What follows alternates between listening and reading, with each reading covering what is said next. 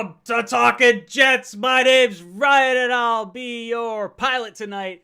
Boys and girls, I'm so glad to be joined alongside my co-pilots. I've got Green Bean, the Jets fan, and Matt O'Leary, NY, hanging out tonight.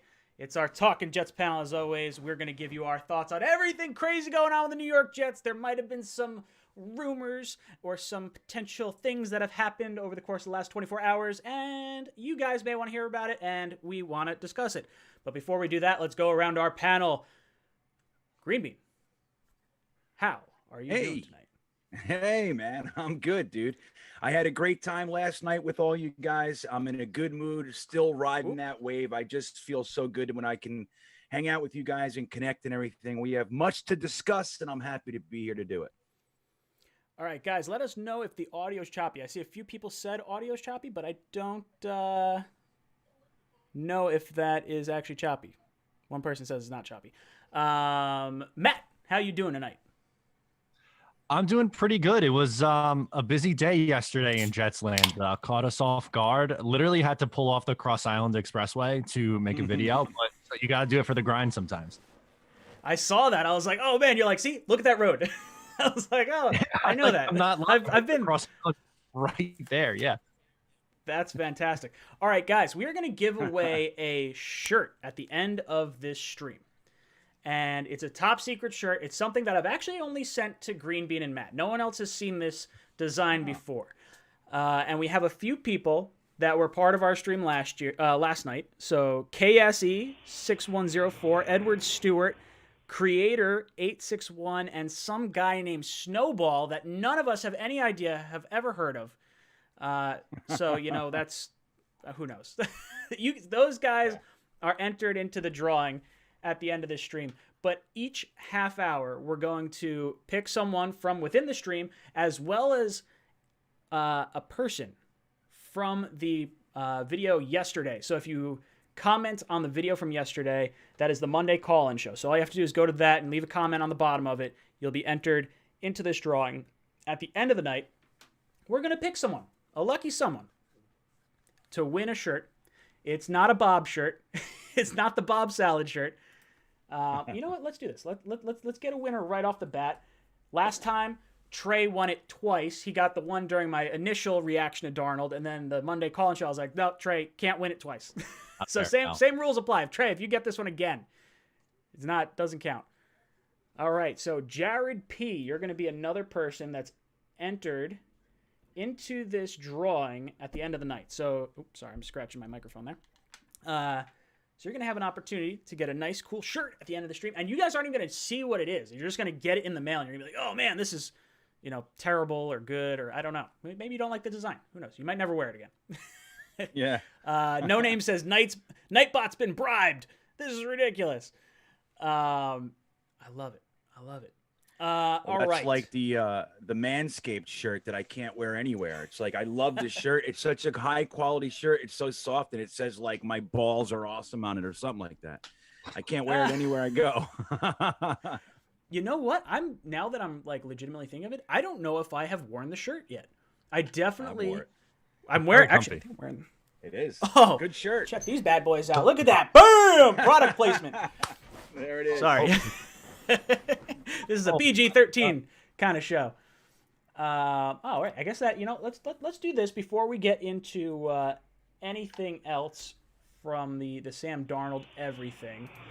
Let's do the read that we always do. I just got to pull it up real quick. Give me a second. All right. NFL draft season is upon us. It's possible you might have Trevor Lawrence's haircut in your pants. That's why our partners at Manscaped, the leaders in below-the-waist grooming, have partnered with us to make sure you don't gamble on shaving your balls the same way you like to gamble on football. For all my draft geeks out there, we have an exclusive 20% off promo code JetsTalk at manscaped.com. Get 20% off plus free shipping. All right. So let me swap this around. We got the little ticker at the bottom now, the Sam Darnold trade. Sam Darnold gets traded, and thank God. This is like, I know Matt and Green Bean, you guys have been exhausted with this topic basically since halfway through the season. Should the Jets tank for Trevor? Should they trade out of the pick? Should we roll with Sam Darnold? Should we trade down from 2? Should we, trade down and then take a quarterback? I wanted to beat the ever-loving crap out of some of the commenters on my channel. I was like, stop it. Stop with the insanity. I'm done with all these ridiculous takes.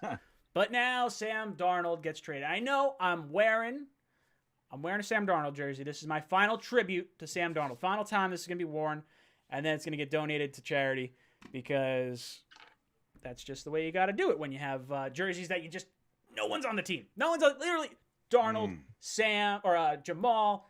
I had a Favre jersey. I had, the Pennington one lasted a long time. That was a good one. I really want to get a Mangold jersey, but you can't. I don't know. Did you see this? Mangold tweeted something out the other day that was like, you can get a Tremaine Johnson jersey, but you can't get a Nick Mangold jersey on Jets.com or NewYorkJets.com. Really? Like, yeah, I was like, I legitimately knew that because I was trying to get a Mangold jersey. I wanted what one. is I was that? like, I love Mangold. I don't know. I still think they have Wilkerson and I think they have Revis too. There's a lot that are a little odd. That just means they have a whole bunch of Tremaine Johnson jerseys that they're still trying to get rid of. Mangold sold out a long time ago. See what they got to do? They got to send it to Africa, just like the not winner of the Super Bowl. Like the Chiefs won the Super Bowl in 2021 for all the Ethiopian children out in Africa over there. Those are some of the funniest things that I've seen where it's like, oh, okay, it's the Patriots did have the perfect season. It's like, sort of, perfect for us. Yeah, we enjoyed it. All right. So let's talk about this. Sam Darnold gets traded for a 2021 6th-round pick, a 2022 2nd and 4th-round pick. Now, I think a lot of us thought that Sam would ultimately get traded for what would equate to the Panthers' 39th overall pick, the 2nd-round pick. And we wound up getting a 2nd, a 4th, and a 6th. Now it's obviously a 2nd, 4th next year, and the 6th this year, so the value is a little bit wonky.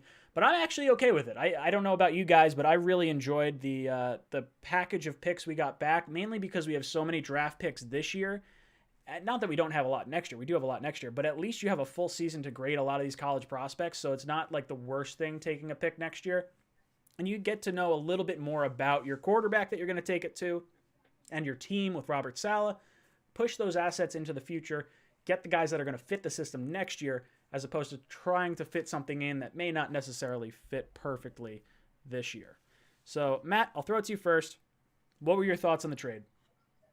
I was surprised that Joe Douglas was able to get 3 picks back for Sam Darnold. Now, it's not the same surprise that I was with the Jamal Adams haul because that was absolutely bonkers. I thought for sure we were getting a 1st and a 3rd, and then it's a 1st and a 3rd, and oh yeah, by the way, another 1st, which was just nuts. But obviously no 2nd this year, which I was still on the bandwagon of they're still going to be able to get a 2nd for him. I thought it would just be a 2nd instead of a 2nd and a late round pick. But it ends up being a 6th this year, which is obviously late. But the 2nd and 4th next year, when you combine all those things together, it adds up to a mid-round 1st, if I'm not mistaken. So the overall value that he was able to get back for Sam is actually pretty good. And if that 6th-round pick turns into anything this year, great. But next year, it's about all those extra swings that you get because you have 2 firsts, and 2 seconds next year and 2 fourths next year. And this year, you have 2 firsts and 2 thirds. So you have a ton of swings in the first 3 rounds of the draft over the next, 2 years. I think that's great. And this roster that needs a lot of help is going to have the opportunity to get that help added around that young quarterback, which is something that's completely different than when Sam Darnold was drafted because you had to give up assets to move up. This time you're in a perfect position picking 2nd in a really good quarterback class. And you have so many more assets on top of that. So I think Douglas did a phenomenal job. Green Bean, what about you? How you feeling about Sammy D going to the Panthers? Well, a couple of things. One is I can't help but feel sad about the whole thing. I'm definitely relieved, just like you were saying in the opening. I'm glad it's over. We don't have to do this anymore. It's been a major divisive mechanism between the different factions of the fan base. So I'm glad, but I can't help but feel sad just about the whole thing, and it's just like, man, that sucked. I had so much hope for him and everything, but it is what it is. I do think it was the best move. A couple of points from the other side of it. Number one, I will use this as another example to remind everybody how little everyone knows about what our general manager is actually doing. I mean, they took so many guesses, so many swings at what he was going to do, when it was going to happen, and what he was going to get back, or if he was going to trade. They even started saying we were going to have Zach Wilson and Sam Darnold. They threw so much shit to the wall to try to nail this one down, and they still got it wrong. Joe Douglas is on lockdown, and nobody knows what's going on in One Jets Drive, and I love it, love it, love it. The other thing is we have 9, and I recounted it from last night. I couldn't remember if it was 5 or 9 or whatever, but it's 9 fifth and sixth round picks over the next 2 years.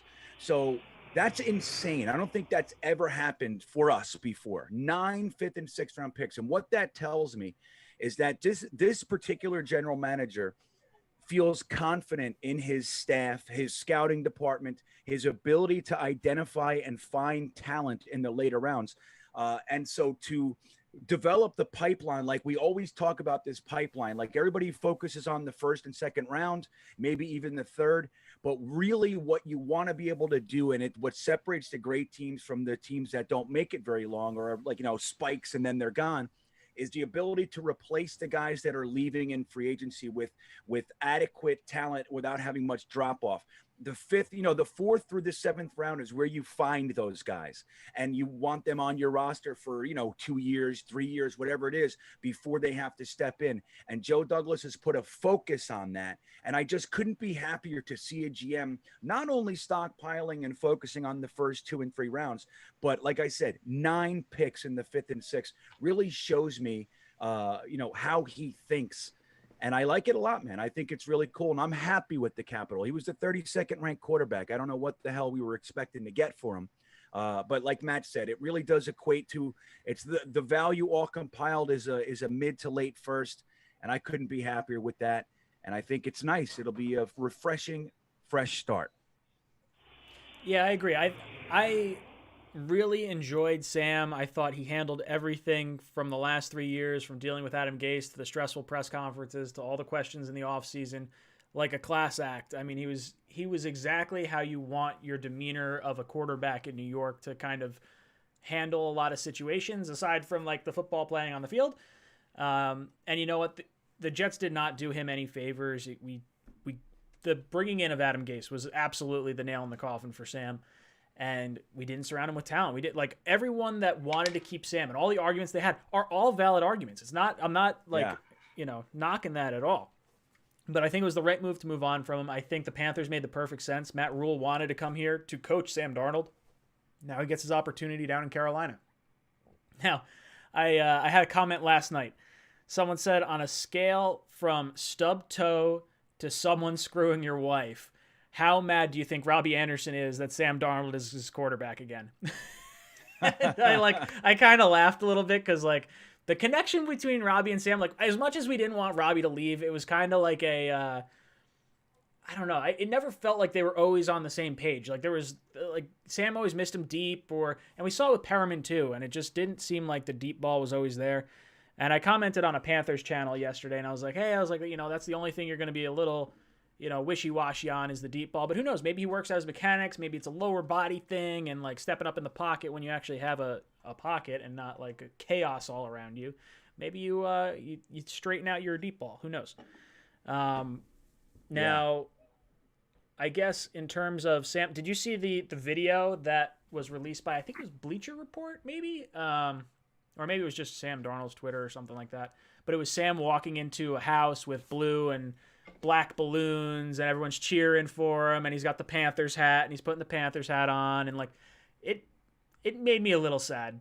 I'm not going to lie. It was like all the excitement we had for Sam draft night 2017, or was it 2018? 18, 19, 20, yeah. 18. That's how I felt. Like, that night, I was so excited. The whole crowd is rocking. Like, Giant Stadium was going bananas because the Giants passed on Sam Darnold. The Jets were getting Sam Darnold. We thought we had our franchise quarterback.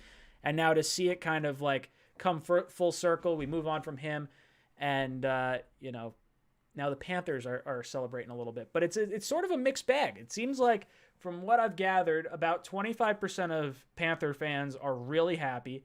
50% seem a little irritated, and the other 25% are kind of like, there's not like a big risk involved. Like, we could take a quarterback next year or the year after if we have to. So I ask you this: what should Panthers fans be feeling right now? Green Bean, I'll throw it to you first. Wait, what was that? What was the question? Sorry, Ryan. What should Panthers fans be feeling right now? Because it seems like there's kind of a mixed bag of stuff going on here.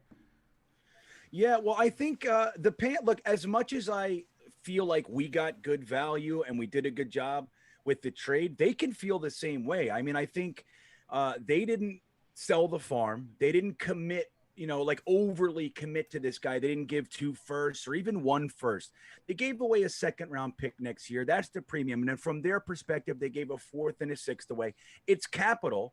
And, it definitely has value, but they can, if Sam completely shits the bed, they, just like you said, they're not in this so deep that they can't bring somebody in, use Sam for that 1 year, buffer quarterback or the first 6 games kind of a thing to get somebody up to speed. I think they should be feeling pretty good. I think their organization showed that they're working on it. Their options are limited at 8. They're probably not going to be able to get any of the top 4 or 5 quarterbacks. Sam's better than the bottom end of the quarterback draft. So why not give a 2nd round pick next year and see what you got? I will say, this is the 2nd team that Sam's pushing Teddy Bridgewater off of. I'm sure he doesn't like Sam very much. Yeah, right? Like, I almost wish Teddy was like a part of that trade, and then I remembered his contract, and I was like, I guess I'm kind of glad it wasn't part of that trade. Yeah. Matt, how you thinking the Panthers should feel right now? I know this is probably bad for a talk show, but I think that both sides could feel good about this trade. Like, I think the Jets can feel good about what they got back. And at the same time, the Panthers have somebody who is cheap for this year, and next year is going to cost you a little bit. But they have someone who's a former 3rd overall pick and someone that Matt Rule seems to really like a lot. And if Sam Darnold is going to have any success in this league, I think Carolina is a situation in which I could see that happening. And, who knows? I don't think it's something that's detrimental. Like Green Bean said, they didn't give up a ton to get this guy. So I really do think you could kind of see what he does this year. I think it's an improvement over Teddy Bridgewater. I think he's a more talented player than Teddy. If he could figure out consistency a little bit and maybe in a more stable situation, he could be okay. So we'll see. But I think that he'll start for them this year, and we'll see what he does. The weapons are definitely, no longer an excuse. So it's time to put up or shut up. Yeah, it's kind of interesting. You look at everything he had to deal with in New York. Now he goes to Carolina. It seems like he's got the coaching staff. I love Joe Brady. I'm a huge Joe Brady fan, so I think that's going to do wonders for him as well. He gets Christian McCaffrey. He's got Robbie Anderson. In last night's draft with Green Bean, I believe he got Jamar Chase as well, or was it Kyle Pitts? What was I don't remember who the pick was there, but he got for one. Miami? No. For the Panthers, when we were going through the draft, there was the Panthers definitely took another weapon, and we were like, oh man, like Sam's just getting tons of weapons now. Sorry, it's kind of off I topic, forget who. I guess. No, I forget. I think it was Jamar Chase. Yeah. Yeah, because Pitts went to Miami.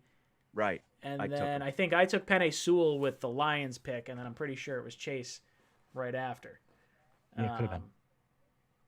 Could have been. Eddie DeJesus comes in with a super chat, says a couple years ago the Jets were rebooting with Jamal Adams, Sam Darnold, and new uniforms. Say hello to another reboot. Yeah, it's like this is New York Jets Fallen Kingdom or whatever, right? Like the new Jurassic Park kind of stuff. Yeah. It's like, let's hope it's better than the last one, I guess. Yeah, but you do notice, but there's a difference, Ryan. There's, Mike McCagnon, number one, Mike McCagnon was never supposed to be a general manager. Like he didn't climb that ladder. He was actually getting fired by the Texans, and his friend, what the hell is that guy's name again? The guy that we hired. I always forget his name. Casterly. Yeah.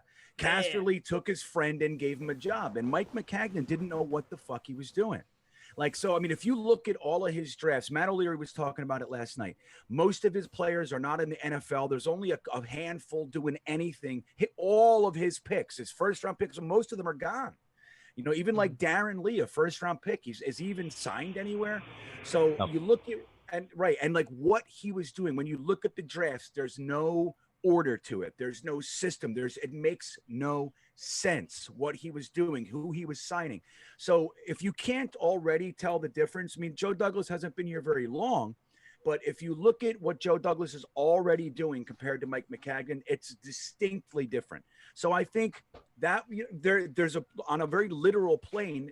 Yes, you're right with saying it's another reboot. At the same time, it already looks completely different. Joe Douglas spent 22 months or whatever it is now cleaning the cupboards. I mean, this is the Sam Darnold trade outside of C.J. Mosley.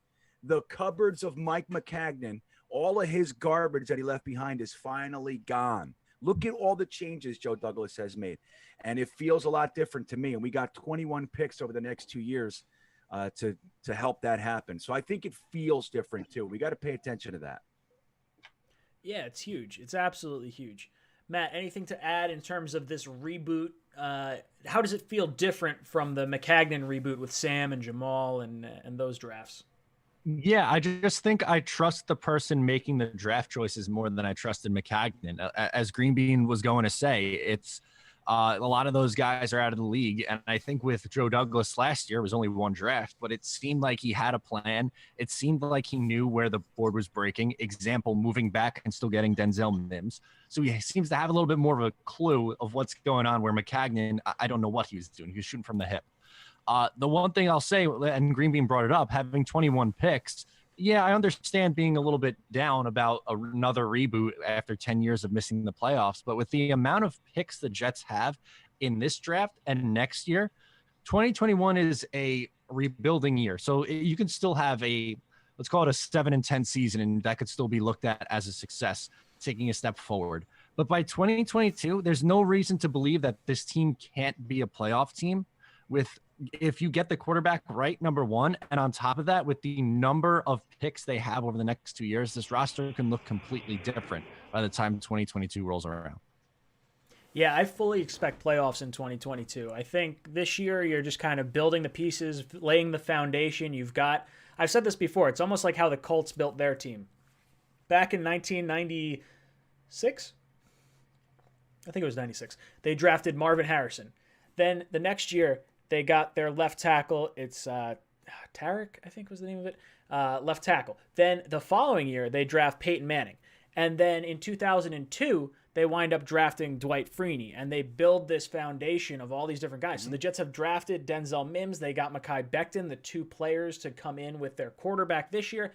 Now we're expecting to get an edge rusher at some point in the next year or so. That's really elite. And a lot of people like Lawson. So maybe that is the quick turnaround that we kind of need. Dylan coming to the super chat says, we really going to bet on a rookie starter again. Most great quarterbacks in this league are groomed for time. Mahomes, Rodgers, Brady.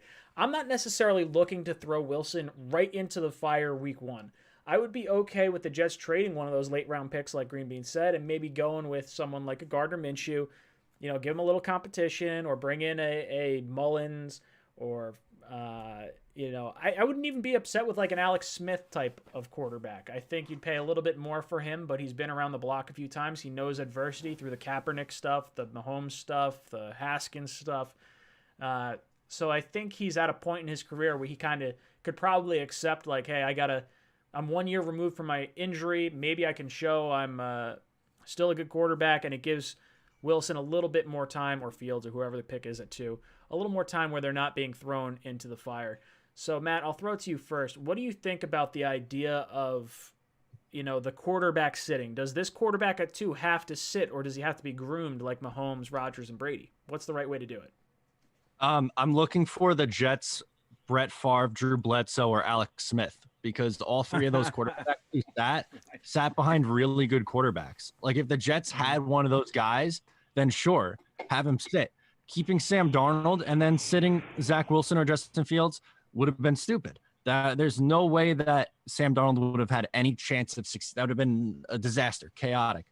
I don't see what good it does having Gardner Minshew start 4 or 6 games, and just using that as an example, or Nick Mullins, or like a quarterback like that.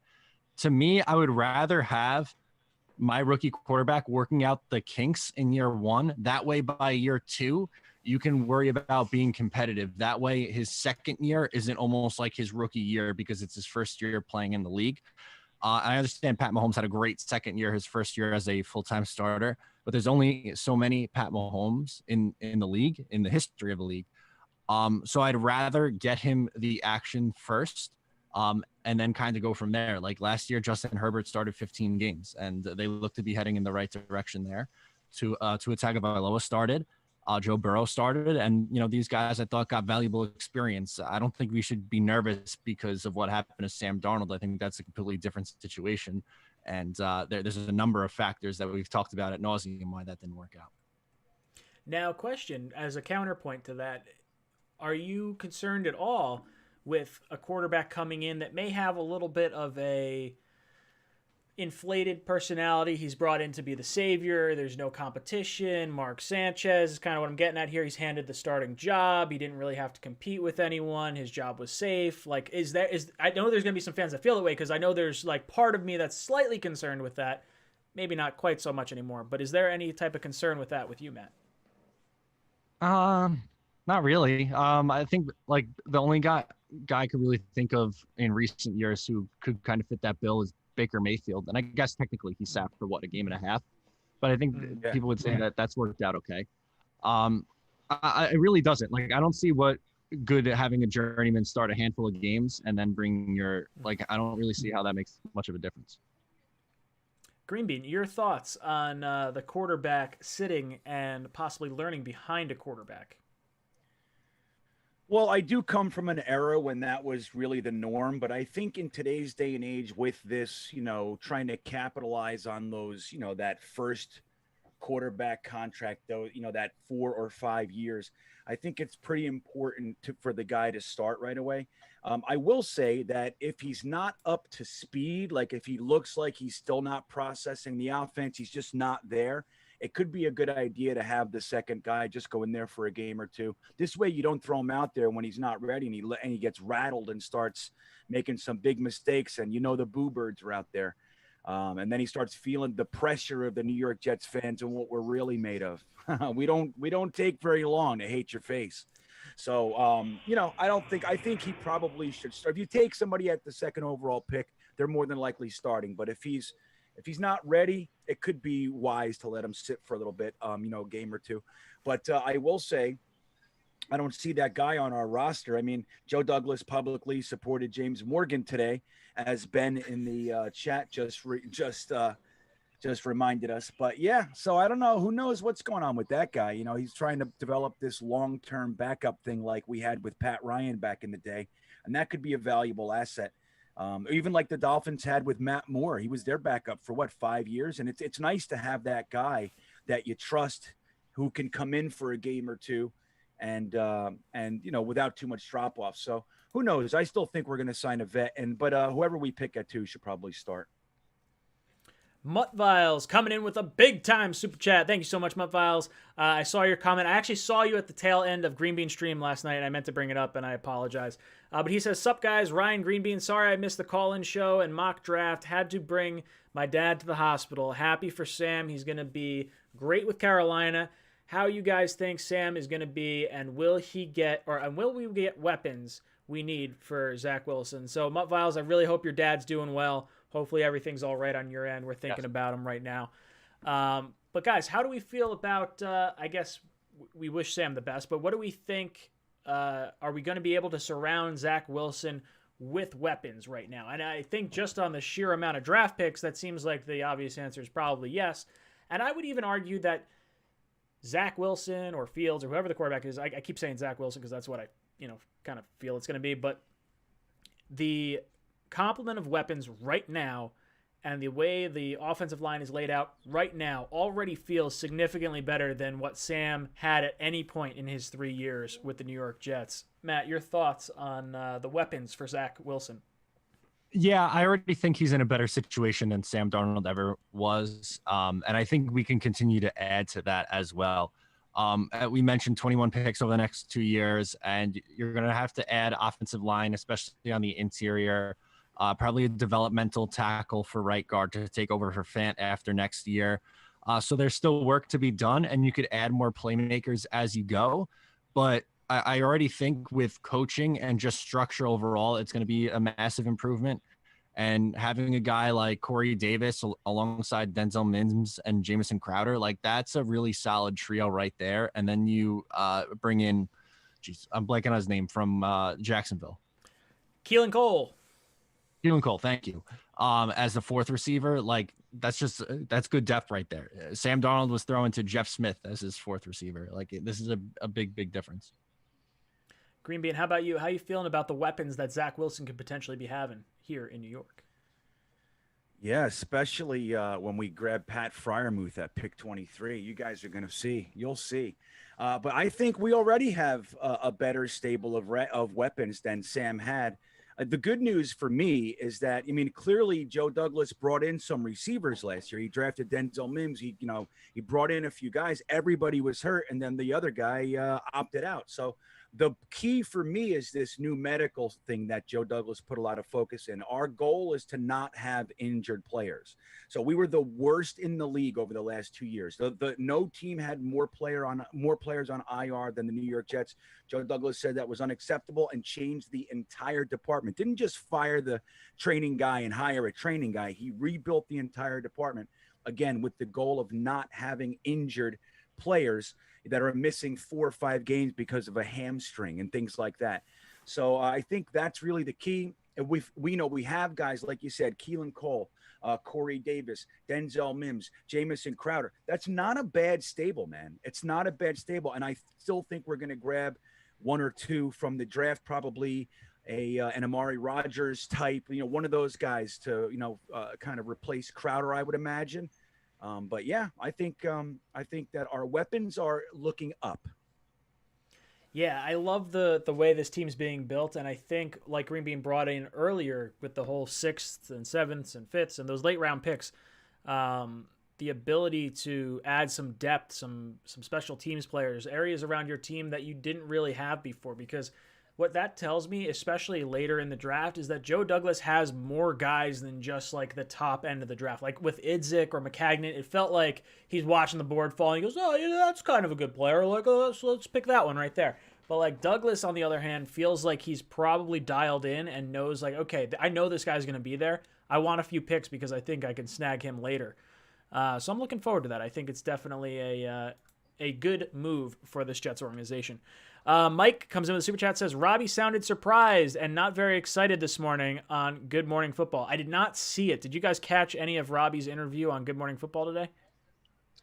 I saw like one clip on Twitter. It wasn't really, I didn't really pick up on too much. Yeah, I didn't see it, but I'll say this. Tell me, please show me the time where Robbie Anderson looked excited, period. So, yeah. I mean, he bought his mother that car. Remember that whole thing with the Mercedes and his mother? And he was like, yeah, that's pretty good. I love you. Like that. He's just a mellow guy. He's not going to, you know what I mean? He's the sun god. That's what it is. Yeah. Alex Connor, my brother, becoming the newest member of the Jets Talk 24/7 family. Alex was a part of the mock draft last night at Green Bean Channel. Make sure you check that out. Alex had some great picks and great trades. Yeah. Yeah. Really good stuff. Devin, jumping in with a super chat, says 2 questions. 1, do you think we need a vet quarterback backup? If so, who would you guys want? Number 2, who is your 23rd and 34th picks? He says Davis, Wyatt Davis, and Newsome, cornerback, Northwestern, Collins, linebacker, Tulsa, or Fryermuth, tight end, Penn State. Ooh, okay, so we got some picks. I like that. I like that we can kind of go through this. So let's hit the first part of this question. Do the Jets need a vet backup quarterback? I would say yes. I would like someone like a Josh McCown to groom some of the maybe some of the nuances of the game, like how to prepare for a week, how to handle yourself in a locker room. Like these are grown men that Zach Wilson is coming in to really be around, and I think it's important that there's someone to be that father type figure that is not a coach, because I think you want to have that little bit of camaraderie. I love the Sam McCown atmosphere that we had then I don't know which quarterback sort of fits that mold. But I do not want to go into this season with James Morgan as our backup quarterback. No. Matt, what are your thoughts? Yeah, I can't live in a world with James Morgan as QB2 right now. I just based off of what he was inactive for every single game last year. I don't see how you could possibly feel comfortable with him at this point. Maybe in the future, hopefully in the future.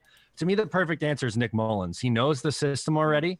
He's played relatively well. I mean, he's not putting up star numbers. Like he's not a starter in this league, but if need be, if whoever you draft has to miss a game or two, you can feel comfortable with this guy because he's a plug and play kind of a guy. Like he knows the system already coming from San Francisco.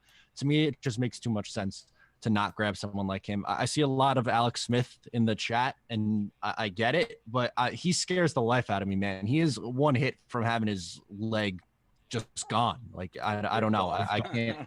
Yeah, I don't know if I would feel comfortable with him in a role that you're relying on him to be a backup that could come in and play if need be. Green Bean, what about you? Who do you think would be a good vet backup, or are you okay with James Morgan as your backup this year? No, I feel the same way. I would like to see James Morgan as QB3, though. I think it's time. Like, right, all these other guys that are floating around, White, and what's the other guy? I can't believe I'm forgetting his name. The other quarterback we have floating around the last 2 years. Fails? Fails, right. Fails. That's what it was. Fails. Some with an F. Falk, you see Falk just got his injury settlement. He was suing the Jets or something like that for how Adam Gase handled him or whatever. But anyway, so here's the guys we got. We got Alex Smith, A.J. McCarron's out there, Robert Griffin III, Matt Barkley, Nate Sudfeld. You got Josh McCown. I don't think he'd come back here after everything with Sam and everything. Geno Smith, Blaine Gabbert. I'd like to see maybe a Brian Hoyer. He's 36 years old, but he knows the game. He's exactly in that mold of not expecting to start. I think Nick Mullins, like Matt just said, it makes a lot of sense for Nick Mullins to be the guy. But I think we have some good options are still out there. And I think that we will ultimately grab one. You saw Joe Douglas do it last year. He knows the value. And I think we'll see somebody as soon as their demands get down to where, they realize they're going to be out of a job this year. And that's where Joe Douglas will scoop somebody up. A cool $1 million a year, Yeah. See, Mullins was someone that I thought would be, he was kind of like my, I didn't want to say my second, but I wanted like CJ, but he wound up going to the Jaguars. So I think Mullins, it makes perfect sense. Someone who knows the offense. If there's a backup for like the Falcons who might know the offense as well, that's another potential area we could look at. I didn't realize this, but I guess Joe Blewett brought it up. Just a quick side note about Brian Poole. I didn't realize that the defensive coordinator that we have is from the Falcons, who had Brian Poole prior and let him go. So that could be why we did not bring him back. Wait, what was that? Say that again. I'm sorry. What did you say? Our defensive coordinators from the Falcons, and that's where Brian Poole was from initially. They let him go. That's probably why we did not bring him back. Interesting. Yeah. Right. He knows them. Yeah. Yeah. I'm still a little upset. I still want to see the guy play. He played well for us, at least in the pass defense. Number 2, the question from Devin says, who is your 23rd and 34th picks?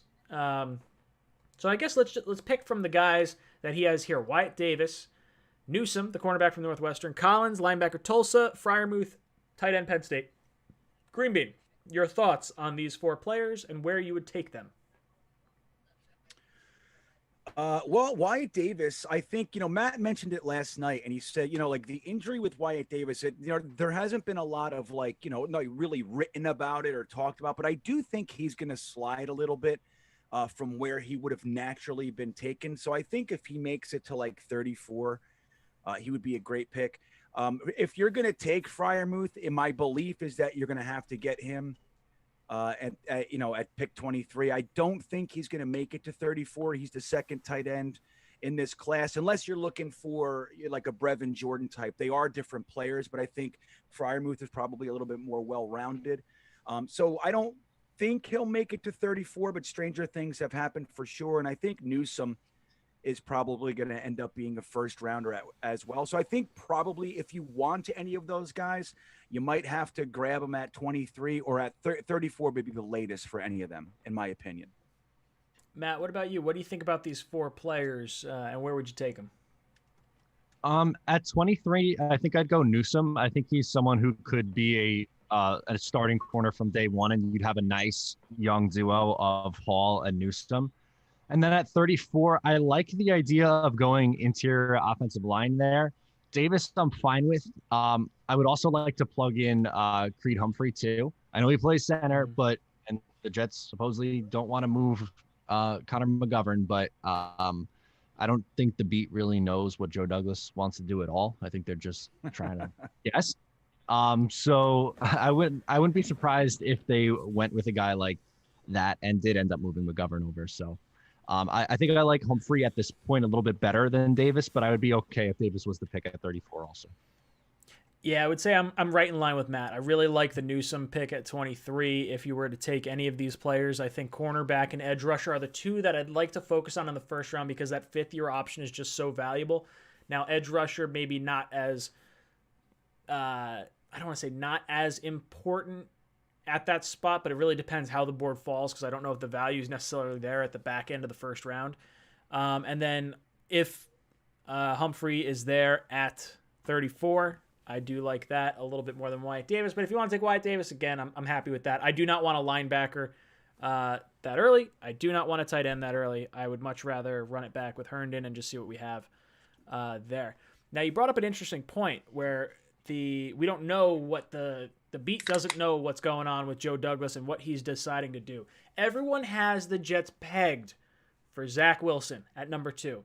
Is there any shot that the Jets are going to pull a rabbit out of the hat and they're taking Fields because of the metrics, because of the, is that why the 49ers were willing to give up so much to get up to number 3? Because they know the Jets are going to take Fields and they know Zach Wilson is theirs to take at number 3. Matt, your thoughts? And let me be clear. I like Zach Wilson as my quarterback too, and I do think there's a very, very strong chance that he is the choice. But I don't think it's 100% a lock, like some people are saying. Like Justin Fields is a very, very good prospect and absolutely someone worthy of a number 2 overall pick. If these 2 other quarterbacks weren't in the draft this year, he would be worthy of the number 1 overall pick. So I think people are a little too quick to just dismiss Justin Fields. Which I feel weird defending Justin Fields as I'm a Zach Wilson guy, and you're not really supposed to do that online. But the point I'm trying to make all along is that both quarterbacks are really good. Like they're both really good prospects. So I would be happy with either of the 2 at pick number 2, but I do think it's going to be Zach Wilson. Green Bean, what do you think about the thought of Joe Douglas pulling a rabbit out of the hat and going completely a different direction than Zach Wilson, like everyone has him pegged for? Well, I think that if he stays at 2, he will more than likely pick Zach Wilson. But here, I want to say this, and I want to say it loud and proud. I firmly believe that a lot of this Zach Wilson, like really big push that he's even in the same level as Trevor Lawrence and all that kind of stuff. He's the next Mahomes / Rodgers. The idea that Zach Wilson is a combination of Mahomes and Rodgers came out of nowhere, and it made me chuckle.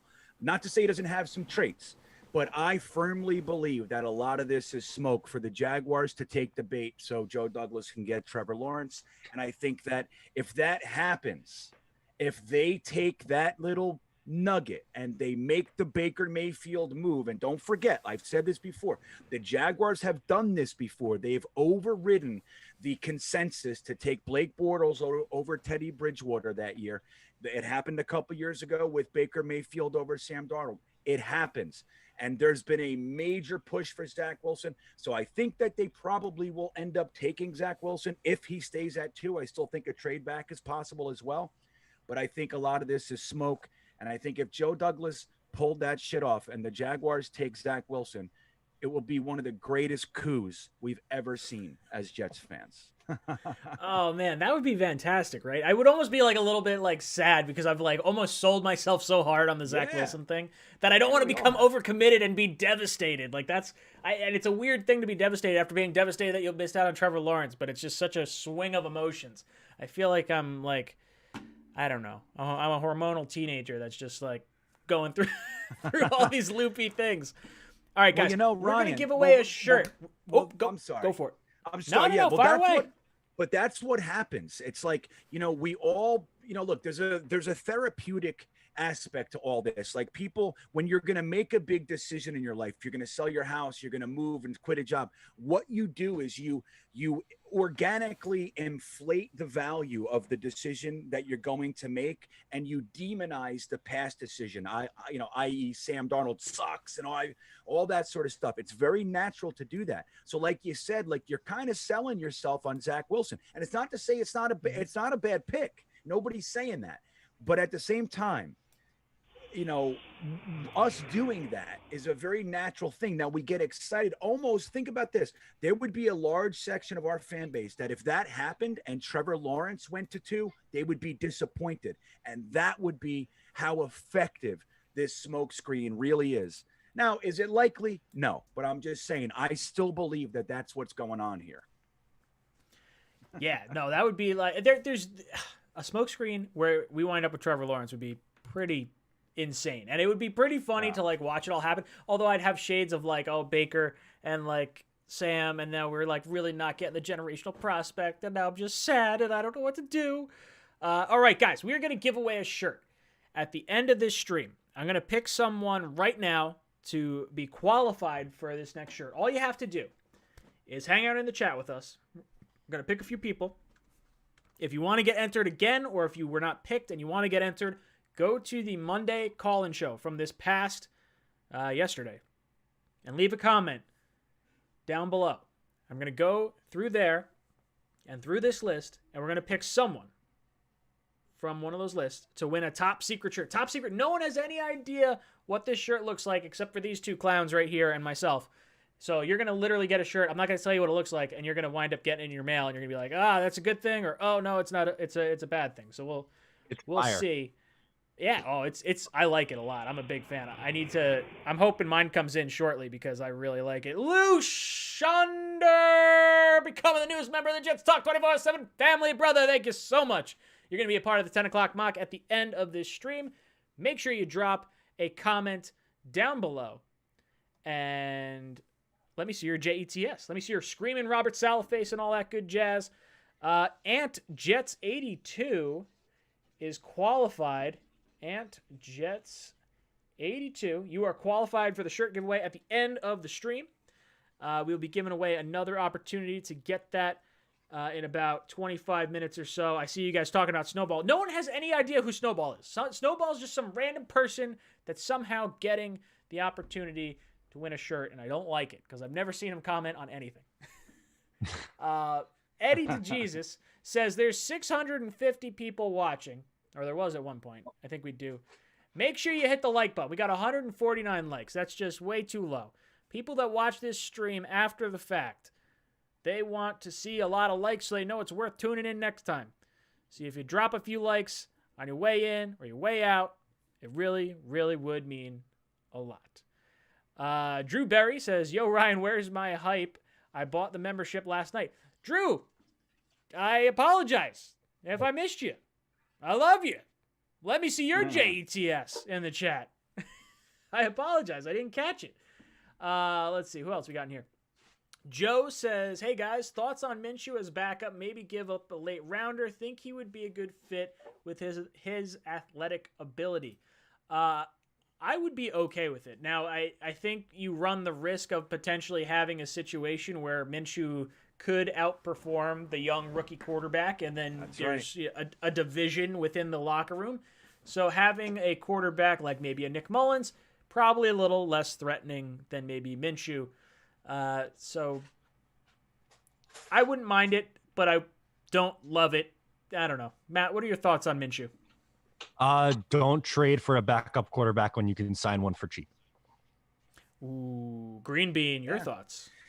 Yeah, I mean, that's right. Like, you're going to trade your draft asset for a quarterback controversy. It doesn't sound good. Don't forget what Bill Parcells, when you have two quarterbacks, you really have none. And that's the thing. Minishew's more than likely going to outperform, like you said, Ryan, in the early going. And some people on the team are going to wish that he was the starter. And there begins the divide. You don't do that, especially pay for it to do it. You know what I mean? So I agree. Oh, yeah. Could you imagine paying for it and then drafting a quarterback at 2 or vice versa and then just being like, oh, yeah, we just wasted a ton of really high assets and, just caused a hand grenade to go off in our locker room. No, thank you. Michael V. Basso, thank you for the super chat. He says, we can do it. Keep the faith. Yes. Guys, we're just moving forward. We're moving on from the Sam Darnold era. We're moving on from the Jamal Adams era. That whole poster with the take flight thing. We crashed and burned. The only one left is CJ Mosley, and his ass is getting shipped out as soon as that contract's up. So keep the faith, boys. Gangrene says, I hope we double dip at guard at 23 and 34. I really don't want that to happen unless you get someone you really like. I know Matt's really high on Elijah Vera Tucker. If he's there at 23 and you want to take Wyatt Davis or Creed Humphrey at 34, you could talk me into it because of how we handled Mark Sanchez, Geno Smith, Sam Darnold. I think you build that offensive line as strong as you can, and that basically solves all your kind of issues as long as you hit on those draft picks because you got the left tackle, you would have gotten the guard, you would have had your center in McGovern, who they like, you have the other guard in Wyatt Davis, and then you have, Fant on the right-hand side, who I think played relatively well last year considering there was no training camp and there was a musical chairs on the offensive line.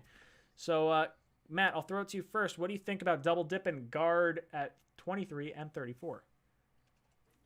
I'm not opposed to double dipping at the position at some point, but I don't think in back-to-back picks at 23 and 34. If you want to say 23 and what do they have, 86, something like that in the third 66, round? 66 and 86, right. Yeah, if you want to say 23 and 86, sure. I'm okay with that, but I don't think back-to-back. They desperately need to add another corner early. I know that's not sexy because it's on the defensive side of the ball, and I understand wanting to build around Zach Wilson or Justin Fields, and that's super important. But they haven't signed a veteran yet. So as of now, that's a massive, massive need. They don't have a starting outside corner or a starting slot corner. So they have to take one of those pretty early as well. So I think one of those positions has to be addressed at either of 23 or 34. Green Bean, your thoughts on double dipping at guard at 23 and 34? Well, I wouldn't be unhappy with it, but I think that this happens to be a deep offensive line class in both the interior and the outside guys. It's deep, man. You can get top tier guys in the third round. So I don't think that's necessarily the case, or not. It's not going to be quite as easy with other positions. So I think it would probably be smarter to take that interior offensive lineman at 23 or 34 and then switch that with another pick, because you can use 66 and 86 to do the same thing that you could do. I don't think the drop off is quite as significant from the guy you're going to get at 34 to 66 for the offensive line, like it would be with cornerback and edge and tight end, of course. So yeah, I would. Yeah, no, I'm right. I'm right there with both of you guys. I think cornerback seems to feel like the need I'd like to hit at 23 because of that 5th-year option.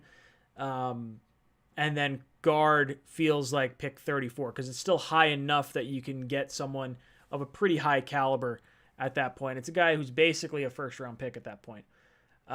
When you're talking about later on, I like your two ideas about going guard at 86, somewhere in there, because it still gives you the opportunity to either draft a weapon in the beginning part of the third round or go with maybe an edge rusher.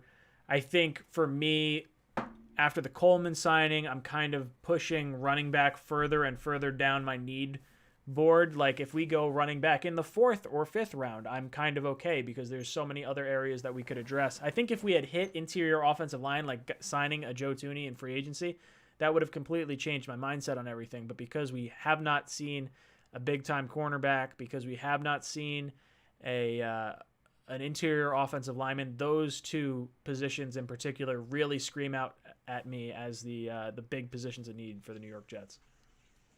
Tom coming in with super chat says, pick Wilson, number 2, pick number 23, Tevin Jenkins, right tackle, OSU.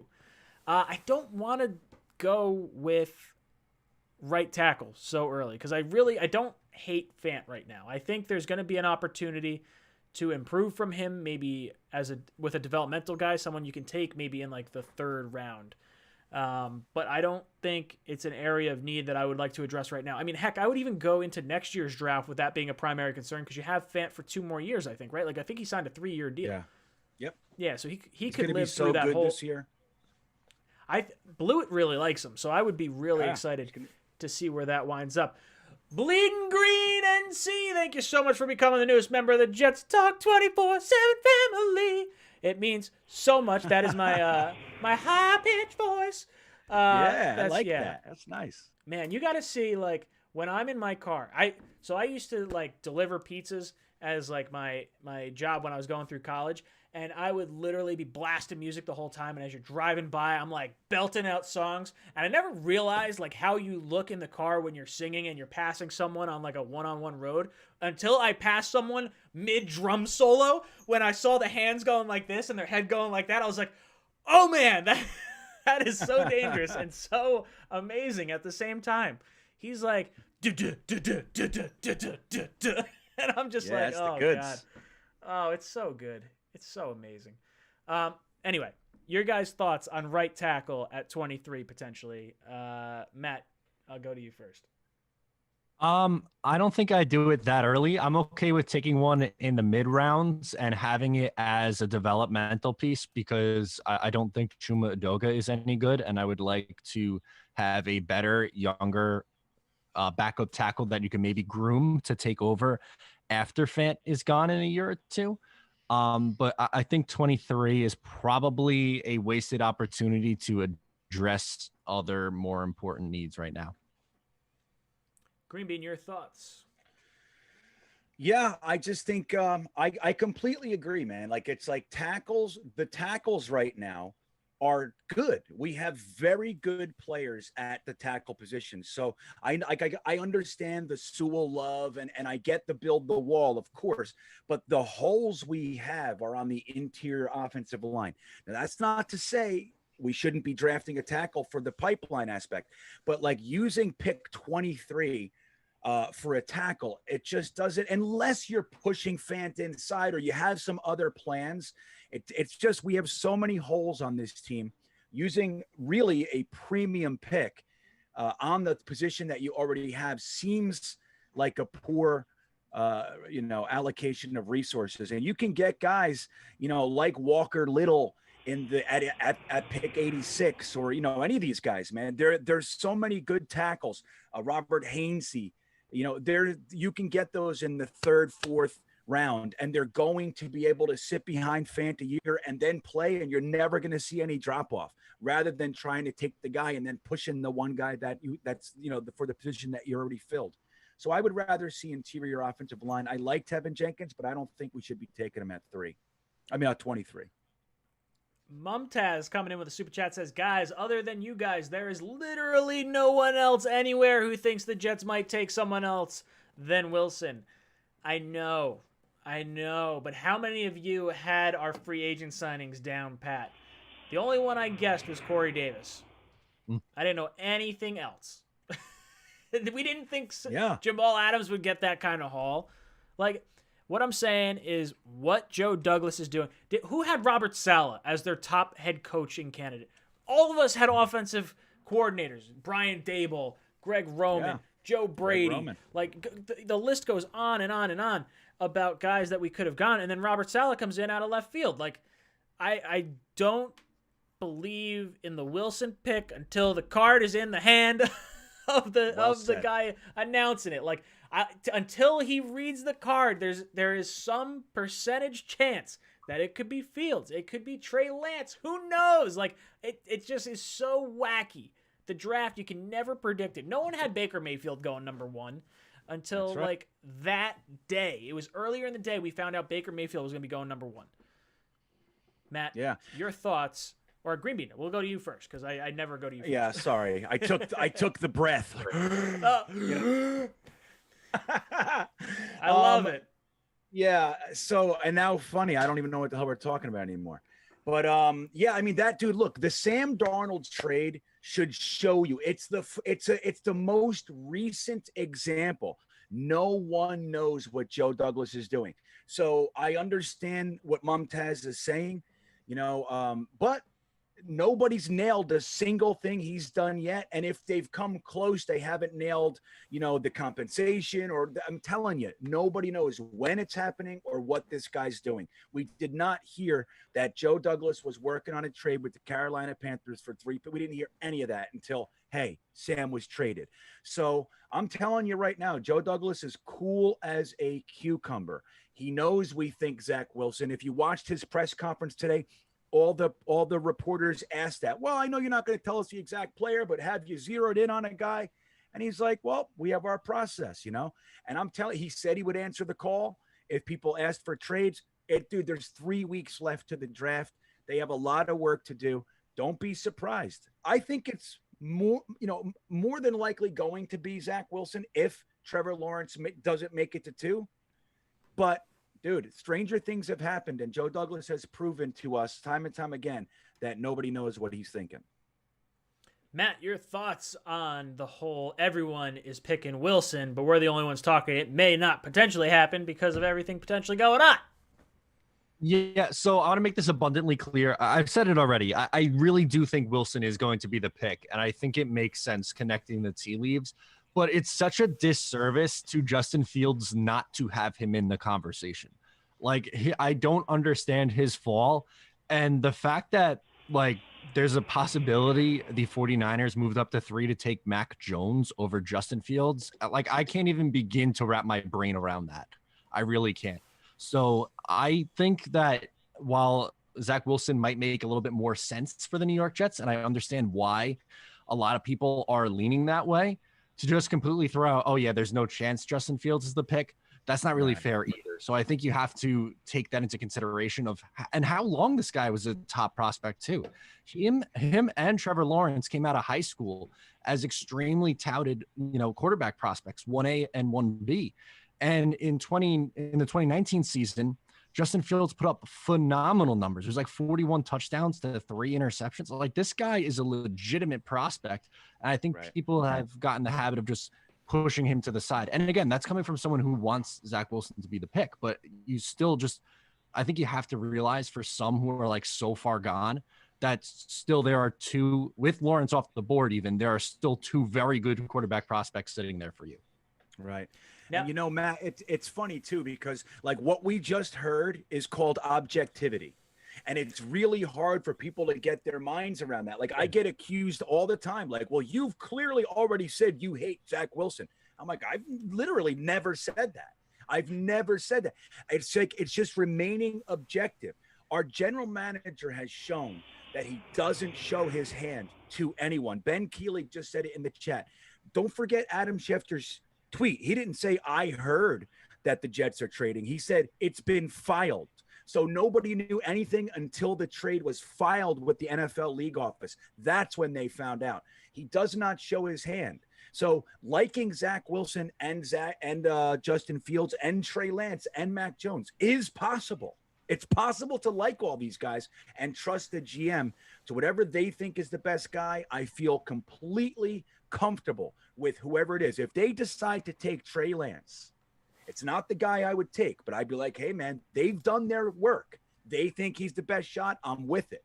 It's unlikely. I get it. But I'm just saying, just like Matt said, Justin Fields is a stud. Make no mistake of that. And if they pick him at 2, I'm going to be happy with it.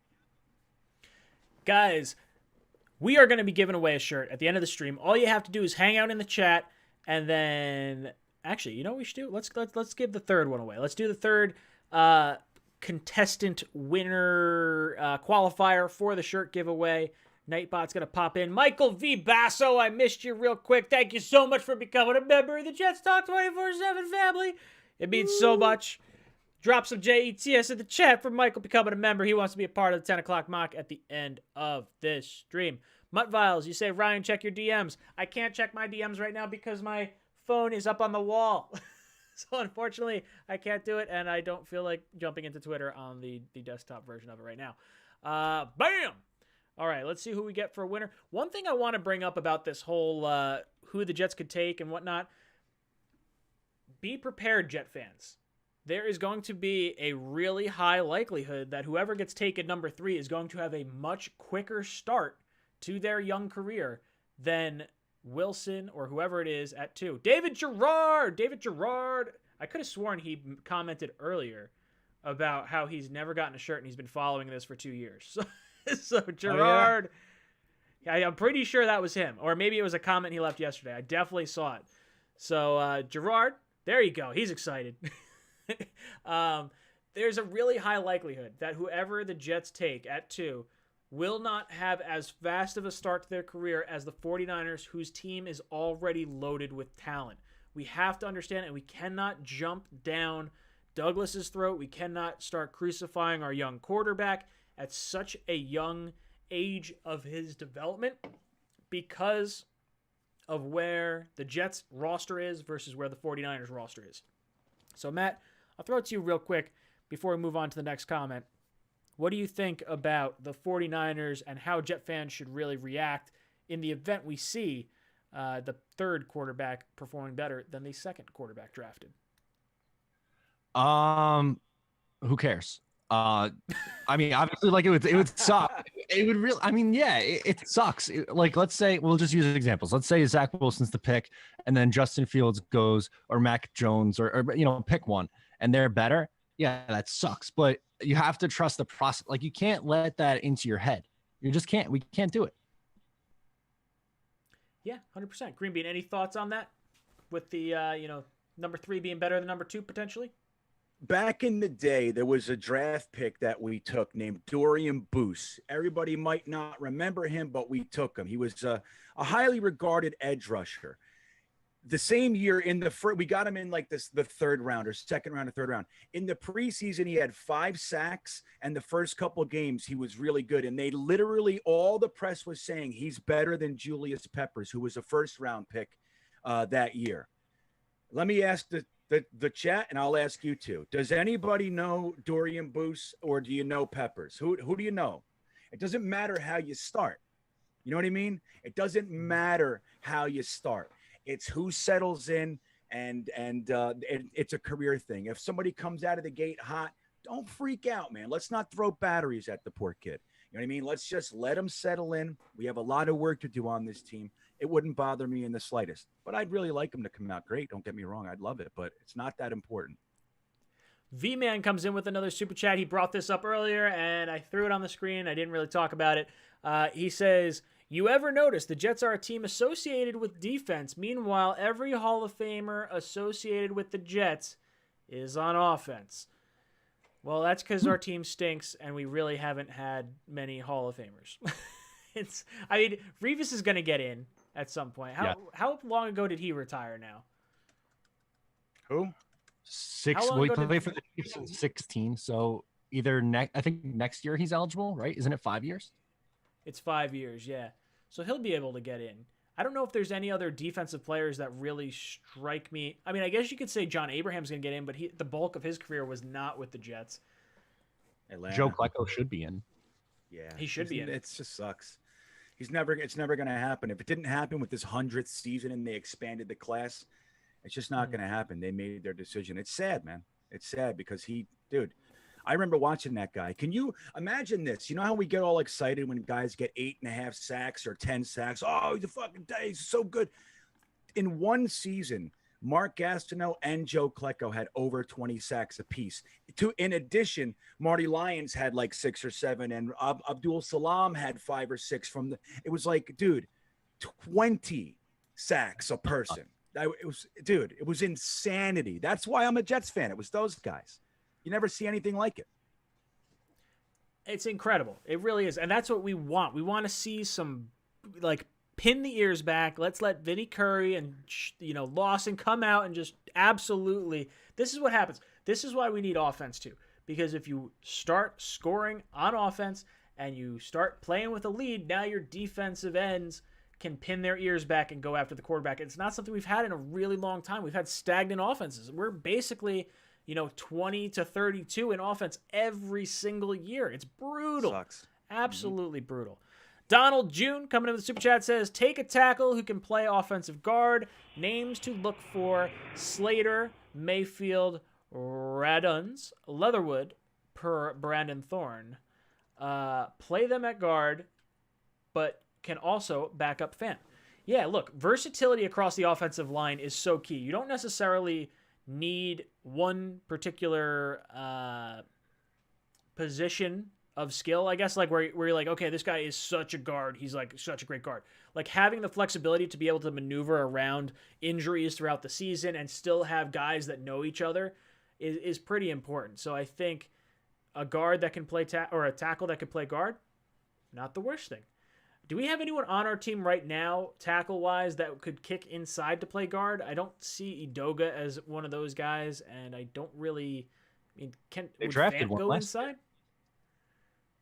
They drafted Clark? one last year. Yeah. Yeah. I want to see him play. That like kind of bugged me the most. Of like not like we didn't get anything from him. Same with like I guess the Morgan and who's the other one? We missed what 3 guys didn't play last year. I guess Zuniga didn't really have much. Oh, he kind of played, but I mean, what did he do? Yeah, nothing. It's kind of lacking greatly there.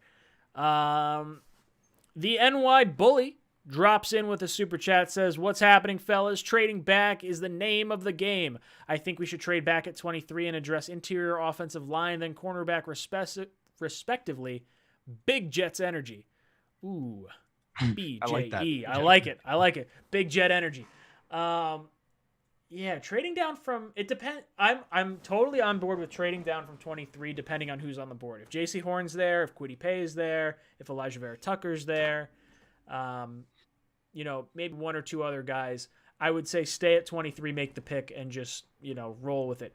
But if the bulk of the guys at the positions of need are not there, and there's someone that wants to come up and leapfrog the Steelers or some team that's close to us right there, I'm okay with trading back. I do want to try and stay in the first round because I like that 5th-year option a lot.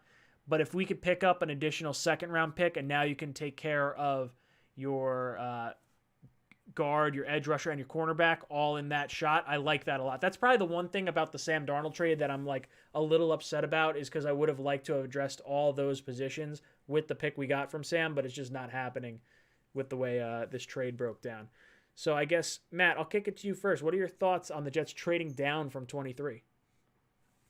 I don't think they do it at 23. I think they keep both first rounders. The first pick where I think we could possibly see some movement is 34. Just because that's so close to another first round pick, I think you're going to see teams who have like a few later picks want to move up for somebody. And then that's when Joe Douglas is going to take advantage, be like, sure, I'll move back in the second round and then take another, I don't know, whatever late round pick you want to throw on top of that and add more that way. I really don't think the Jets have the luxury of moving down in the first round because of the needs that they have. But if they want to drop back, I don't know, let's call it 10 spots and get another mid-round pick on top of that, I could see Douglas doing that. Green Bean, what about you? What do you think about trading down from 23? Well, all I know is that at pick 48 last year, Denzel Mims was sitting there and everybody got so excited. Holy shit, this guy slid, and he traded back in the face of that. So I don't think it's beyond what's realistic. I think that if the offer is right, he'll do it, man. I think that they have they have batches of players. Yeah, I know they do. They have tiers. And if there's enough people in their tier to slide back, they think they can get them, you'll see that. Me personally, it would really depend on who's there. 23 is a really nice sweet spot for guys to be slipping that shouldn't slip, guys that were considered top 10, top 15 picks. So more than likely that's going to happen, and I think they will probably pull the trigger if that's the way it looks. Yeah, I 100% agree, because if you wind up having, in our mock draft last night, we had 5 quarterbacks go in the top 5. Like, that's not unreasonable. Like, we were talking about how Adam Schefter was saying there's going to be 4 quarterbacks taken in the top 6, and there could be 5 taken in the top, 10 or whatever. So that's just going to push more talented players down the board, which is going to fall right into your lap at 23. So like Matt said, I think 34 would be the pick to look at, especially because there is a day between day 1, day 2, where there's going to be teams looking at the top part of the board and seeing the players that are there. And they're like, oh, okay, if I could trade 34 for a first round pick next year, I could probably do it.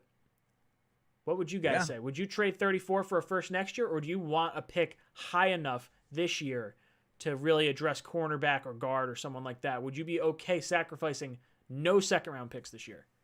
Matt? I think I would do it for a first. I think I would. Yeah. Yeah. What about you, Green Bean? I agree. You know, we can acknowledge for a moment how much that sucks in the immediate, you know, but yeah, if somebody's going to throw you a first next year for a second, I think you got to take that, man. I would. Yeah, I mean, there's so much volatility in the league. Like, that first could be anything. Like, who would have thought the Texans would have the 3rd overall pick this year? Could you imagine the Jets ending up in that situation? Oh, man, I don't even have my phone's up there. I took this great screenshot of a comment that I saw that said, I think it was from New York NFL Update or something like that, the Twitter, where they were saying how the Jets and Dolphins are basically the same exact team right now. They got rid of Adam Gase. They move on from their quarterback that they had. They draft the young quarterback. They wind up trading a safety for a ton of picks in Minka Fitzpatrick and Jamal Adams, and like they're just rebuilding everything from that. It's fascinating, absolutely fascinating, that we had 2 first-round picks this year, 2 first-round picks next year. That's basically what the Dolphins did, and they're just accumulating more and more picks. Like, I would love if, I don't want to say Russell Wilson should get hurt, but if he decided to come down with the COVID or the monos or something along those lines, and they just happen to go on a little bit of a skid where they wind up picking in the top 10, I'd be perfectly fine with that. Perfectly fine. Mutt Viles dropping in with a super chat says, when I hear Green Bean says back in the day, I feel like I'm going to hear a story from back in the glory days of the Jets. Love it. LOL. In JD we trust. Yes, yeah. Mutt Viles, in JD we trust. And Green Bean is like, I want to come up with like a nickname for you, but Green Bean is already too good of a nickname. I can't even like, right. You're just like such a wise man. Such a wise man. Yeah, I've been through it all, dude. You know how many fist fights I've gotten into? Do you guys remember, like, in the stadium? Do you guys remember the turnstiles at Giant Stadium at halftime? Sure. What we used to do? You remember what we did in there? I mean, I would get the money. Like the bottom of it? No, you remember Get the Money? No, well, you know the turnstiles at halftime, and this was a long tradition. It happened for 20 fucking years, man. We did it every single halftime. We'd go out to the turnstile, we'd get little activities going, and everybody would throw money down to the center of the, you know, so on the ground level, there would be money sitting there, and everybody would yell, get the money, get the money. And every week, some guy in a, like a different person every week in the other team's jersey would always run in there to get the money, and everybody would throw soda and food at him. That's what we did every week. It was like one of my favorite parts of the game. We would go out there and just get the money.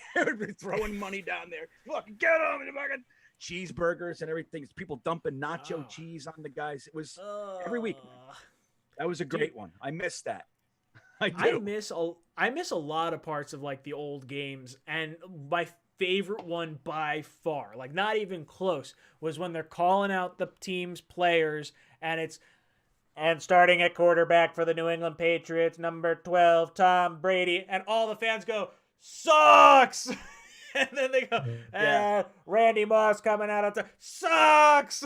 And they started rattling off the names really fast, so that way everyone couldn't start yelling out sucks between each thing. It was so much fun, and you just don't get that anymore. There's like, I need like a little bit of hate in like a rivalry. Like I really want some hate.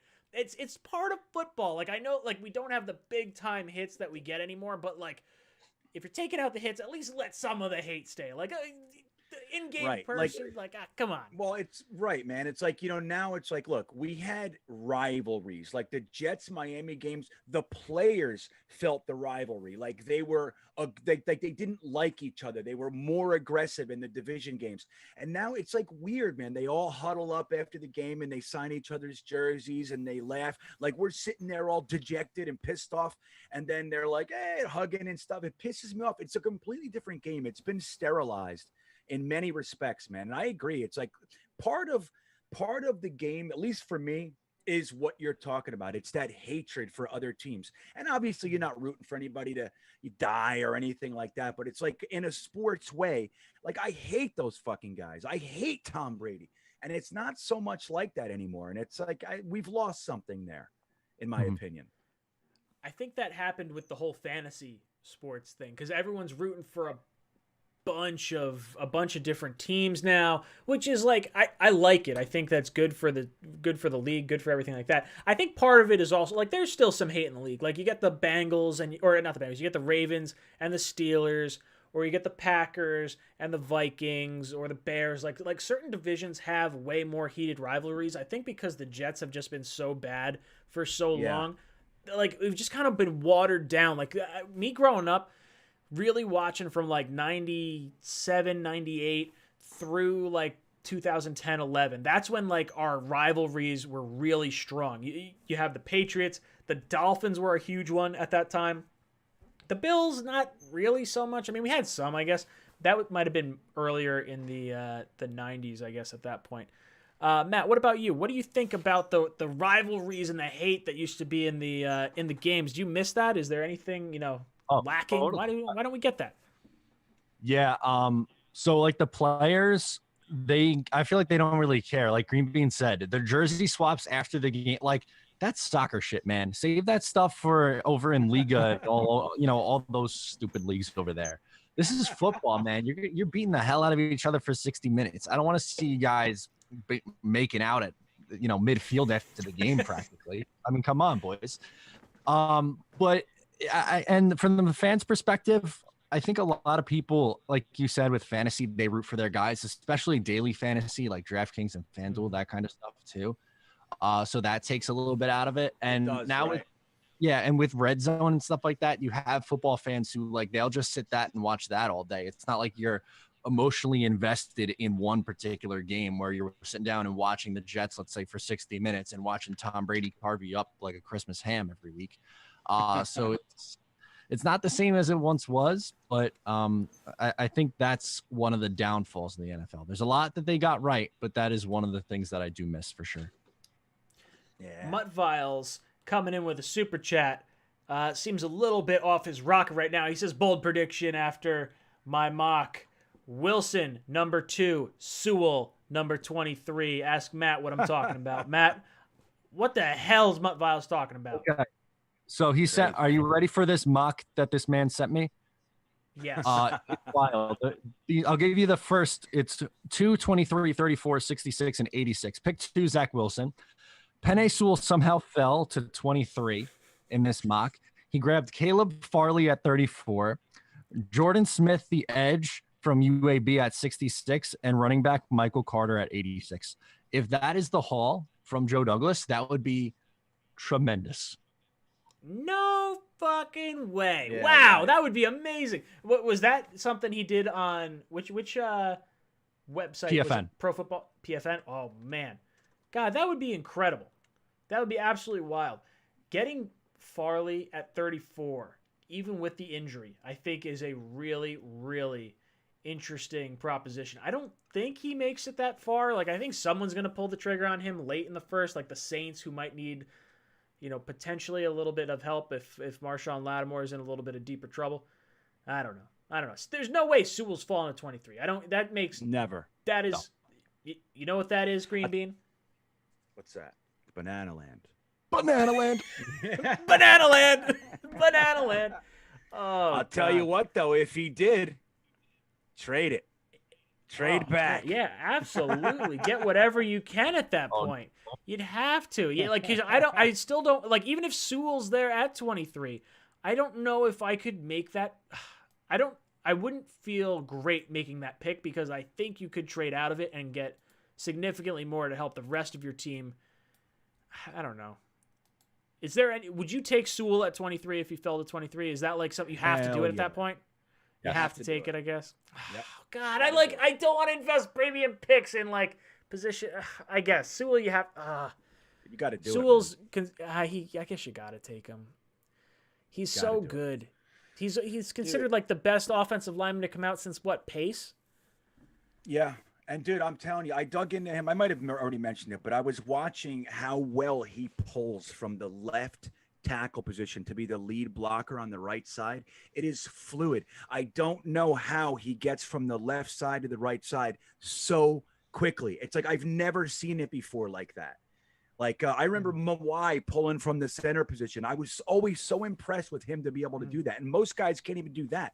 Sewell pulls consistently from the far left all the way to the right as the lead blocker and crushes people.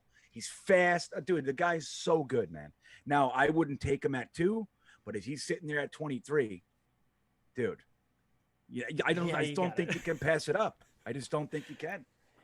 You can't do it. Yes, Mike Parlato in the chat goes, Sewell needs to have a Tunsil gas mask moment for him to slip that far. I don't even know if he'd fall that far. Tunsil fell, to 11 or 10 or something like that? 12 maybe? Like, I wanted the Jets to trade up and get Tunsil so bad. I remember watching that draft and being like, oh, shit, he's got a gas mask on right now? Yeah. It's funny, that's too, interesting. Like, how's that going to affect his... Well, back then it looked so macabre. It looked so creepy and scary. Now everybody smokes with a fucking gas mask on. It's normal.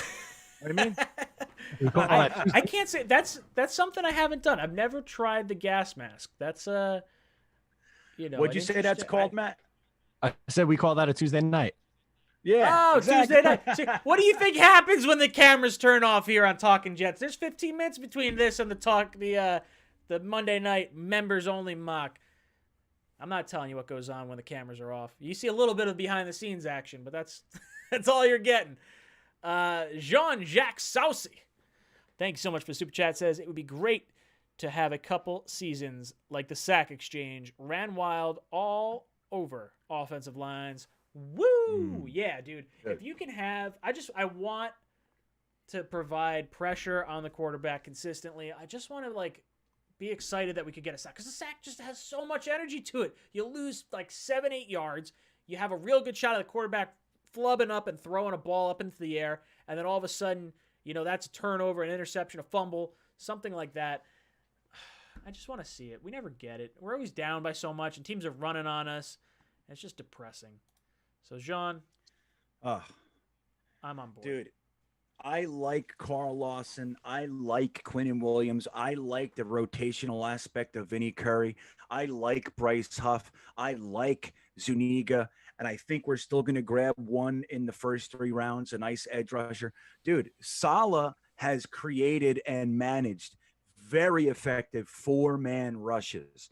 And that's what we've been missing. Even with Rex Ryan, don't forget, we had DeVito and Puha up there. We didn't really have much rush created by the defensive line itself. They were excellent run stoppers, but any pressure came from creative blitz packages.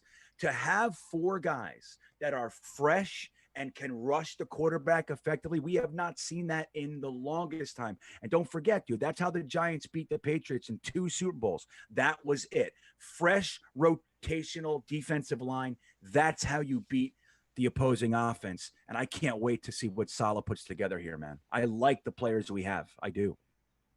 I'm really excited to see this rotation between Quinnen Williams, John Franklin Myers, Lawson, Vinny Curry, whoever else we bring in, Zuniga. Dude, there's a whole bunch of them.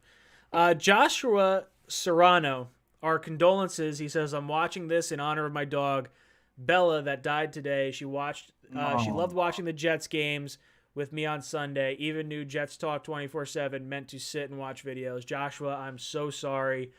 Our hearts go out to you. It's so tough to lose, a loved one like that. So we're thinking of you, and hopefully, you can get through all that.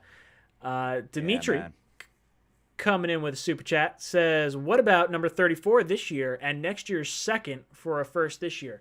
No, I'm not doing it. I don't want to. We have 2 picks in the first round this year. Don't give up your premium picks, especially in a year where there's so much volatility in picks anyway. I've said this multiple times.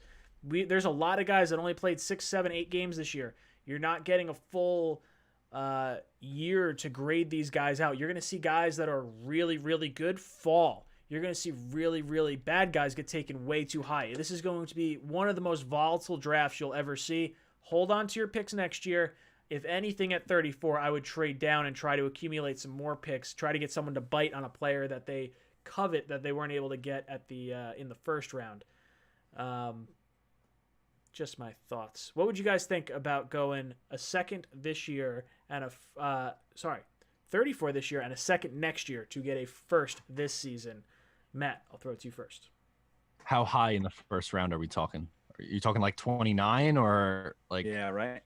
That's true. Yeah, like where are we going to? Oh, okay. Here, let's do this. Let's pull up the NFL draft value chart, and that'll give us a ballpark figure as to what we're kind of looking at. So he's saying 34 this year, which is equivalent to 560 points.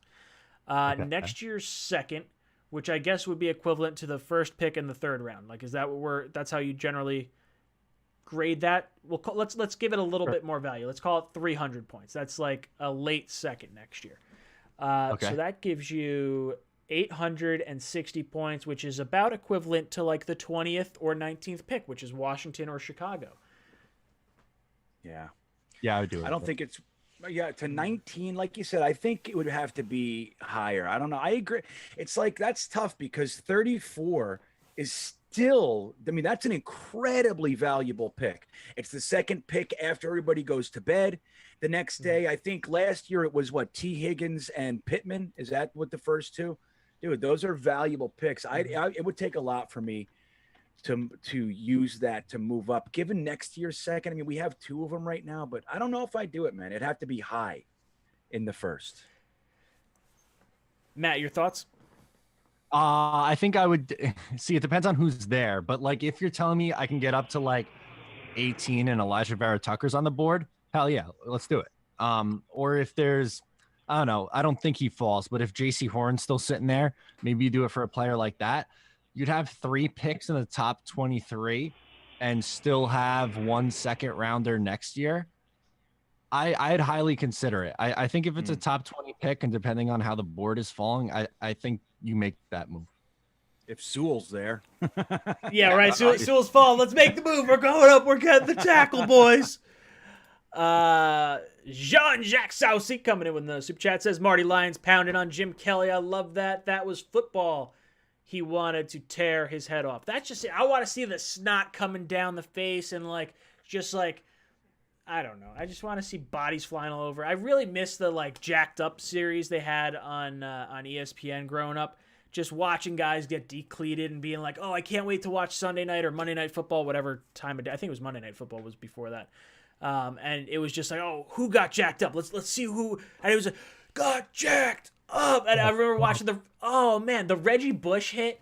I don't even remember who that was. I think it was Seattle when Reggie Bush got whacked coming across the back of the the flat behind the line of scrimmage, and he got leveled.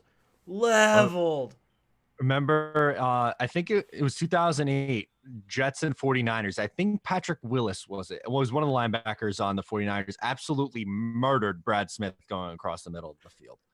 I don't know if you remember that. That was one of the worst ones I think I've ever seen in my life. Oh, man. Dude, there's just something I hate seeing our about players someone get crushed. getting clocked.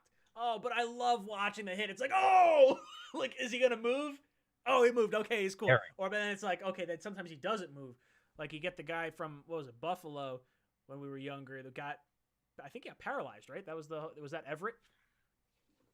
Oh, I don't remember. I don't remember that. Sounds like Yeah, and the guy from Rutgers too, Eric LeGrand. Yeah, dude, it's terrible. I hate seeing that. It sounds like there's more people on board with moving away from kickoffs, or maybe at least moving away from the onside kick and going into this 4th and 15 potential situation where you could wind up getting a first down and continue playing. I love special teams. I love the kickoffs. I do not like kickoffs anymore. I would be perfectly fine with eliminating kickoffs entirely. What are your thoughts on that? You want to hold on to it?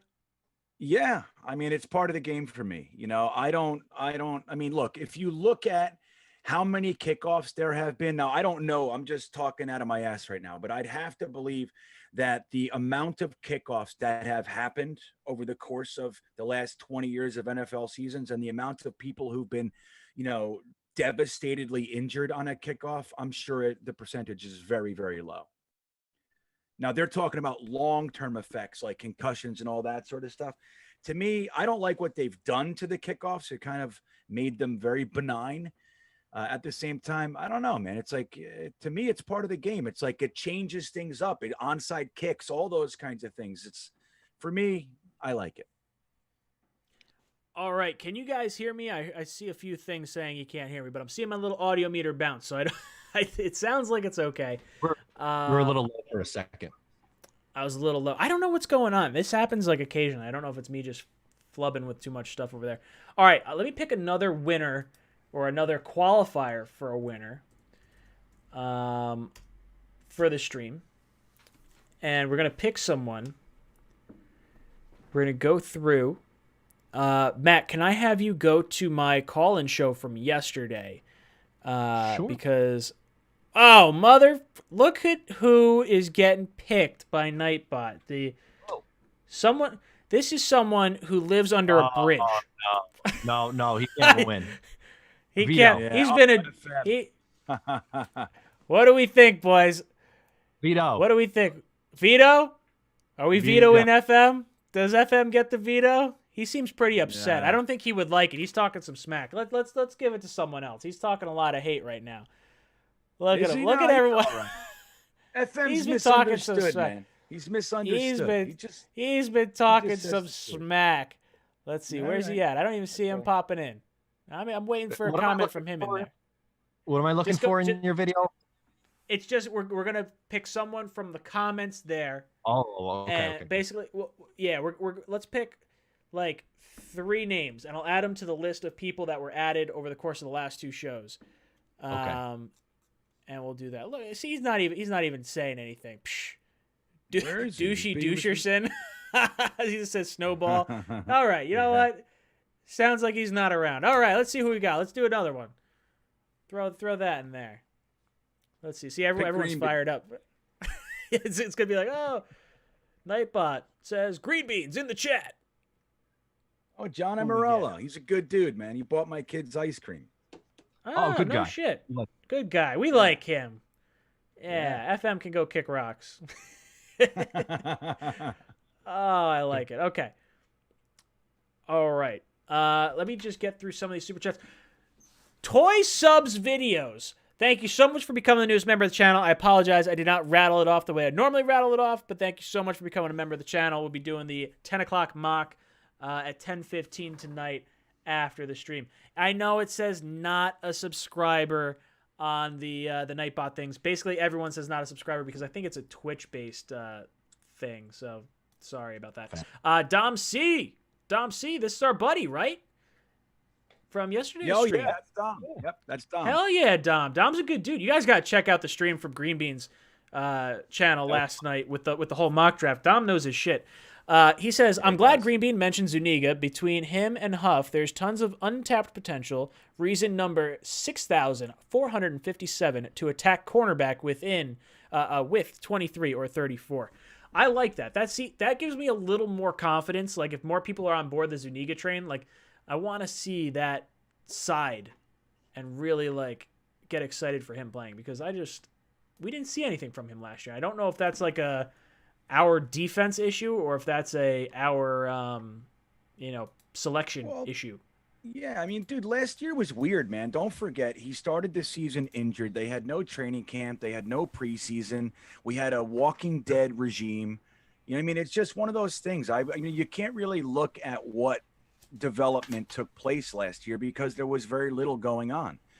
We were at Skeleton Crew, and he didn't look good to me. I liked him a whole bunch coming out. I liked him at Florida. I did a lot of work on him.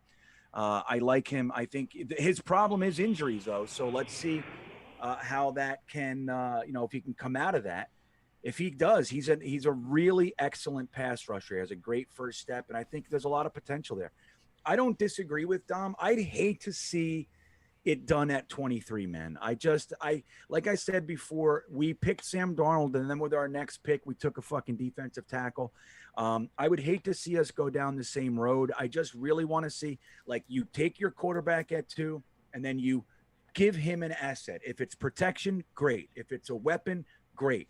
Give him something with your premium pick. Cornerback's important. I get it. but I would like to see that push to 34 at the earliest if I had my way. But I get it. John Amarello says, "Why does it say don't subscribe? I don't subscribe to the channel. I know you subscribe, John. Don't you worry. It's just because Nightbot is not as smart as I'd like it to be, and it just says everyone does not subscribe. So unless I have 0 subscribers, that is going to wind up happening." Let's see. We got another super chat coming in here from El Grafadero. $5 super chat says, "What about sending Carolina's 2 next year to Atlanta for Matt Ryan and letting Zach sit and learn instead of getting the crap kicked out of him?" No! No! I do not want Matt Ryan. I liked Matt Ryan 10 years ago. I don't like Matt Ryan now. Why do Matt, we you want look Matt like you Ryan? have some thoughts on this. Why are you giving up a 2nd-round pick for like a 38-year-old quarterback? Yeah. No, please sign Nick Mullins for $1 million, and there you go. You're fine. That's it. That's all you gotta do. Yeah, I mean, right. Why are we giving up a premium asset for a backup quarterback anyway? It's like, and it's again, like, you're giving away a pick to create a quarterback controversy. What's his cap hit? How do we think of these things, man? Come Someone's on, just $5 for that. We need like I wish we could really do a GIF on the little emojis that we could put out, because Matt having like an explosion come out of his head would just be such a fantastic emoji to have. Oh, it'd be so great. glorious. Mumtaz comes in with a super chat, says this is his mock draft. So 9 picks. He's got Wilson, Greg Newsome, Jalen Phillips. Ooh, I like that. That is a solid first 3. Brevin Jordan, Kenneth Gainwell. Ooh, my boy. Shaz Surratt, Rodarius Williams, Michael Minette, David Moore. I'll be honest, I don't know anyone after 6. That is so I cannot comment too much on that. But those first 3 picks combined with Gainwell, big fan. Big fan. I'm with you, Ryan. I know Gainwell, Phillips I like there. And Surratt I think is good value. After that, I don't really know those guys, to be quite honest with you. Dude, I didn't hear one offensive lineman in there. Is that correct? I'm gonna fucking vomit. Mumtaz, you're gonna make Come on, Green Bean. Mumtaz. You're getting him fired up. Dude. Infinite Gaming drops in with the super chat. I want to just shout it out because it hasn't popped up in my little thing on the side here, so I apologize about that. Let me see if I could get it to pop up. Nope, it's not popping up. All right. Let me get rid of that. All right, so Infinite Gaming comes in. He says, Panthers fan here. Will Darnold produce in Carolina? Yes, I think with him, Joe Brady, and that offensive system with Christian McCaffrey, with Robbie Anderson, you guys are going to be in a really, really nice spot. This is going to be the first time that Sam has had legitimate weapons around him with a legitimate offensive mastermind in Joe Brady. I like Matt Rule a lot. I know Matt's really high on Matt Rule. He wanted him as our head coach. So I will say this. With Sam Darnold, you are going to have some really exciting highs because he can create something out of nothing. And you're going to have some really frustrating lows with some weird interceptions that you really should not throw.